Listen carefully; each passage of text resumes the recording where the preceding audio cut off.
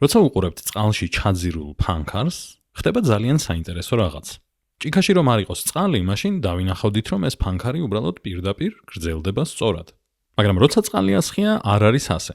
თითქოს გადატეხილი ან მოღუნული არის ფანქარი. მოვლენას, რომელიც იწვევს ამას, ეწოდება გარდატეხა. მოდით ცოტა უფრო დეტალურად დავფიქრდეთ, რატომ ხდება ეს. საქმე არის სინათლის გადახრაში. და ეს არ ეხება მხოლოდ სინათლეს, ეს ეხება ნებისმიერი ტიპის ტალღას. ნებისმიერი ტიპის ტალღა გადაიხრება, როცა გადადის მასალიდან რაღაც სხვა მასალაში. კარგი, მოდი ჩავუღრმავდეთ ახლა ამ ყველაფერს და ჯერ დავფიქრდეთ ფანქრის იმ ნაწილს, რომელიც არის წყლის ზედაპირს ზემოთ. ანუ სინათლე ამ შემთხვევაში გადის მარტივ გზას, უბრალოდ ეჯახება ფანქარს და შემდეგ მოდის ჩვენს თვალში. და მიუხედავად იმისა, რომ სინათლე ამ ჭიქის კედელსაც გაივლის, მაინც სწორად მოდის ჩვენამდე და ყველაფერი შედარებით ნორმალურად გამოიყურება. თუმცა რაღაც იცვლება, როცა უყურებთ ფანქრის იმ ნაწილს, რომელიც არის წყალში.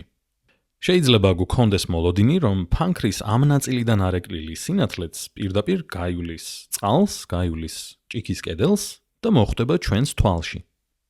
მაგრამ რეალურად ასე არ ხდება, როცა სინათლე გაივლის წყალს და შემდეგ მინას და შემდეგ ჰაერში გადადის, გადაიხრება.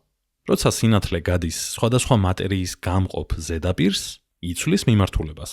ამ შემთხვევაში იხრება მარცხნივ. სწორედ ამ გადახრის გამოა, რომ ჩვენ ვერ ვხედავთ ფანქარს იმ ადგილას, სადაც მოველოდებით.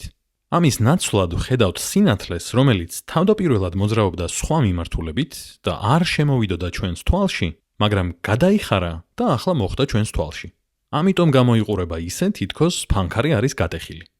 ეს ყველაფერი არის სინათლის გადახრის შედეგი, რომელიც ხდება მაშინ, როცა წყლიდან გადადის ჰაერში სინათლე.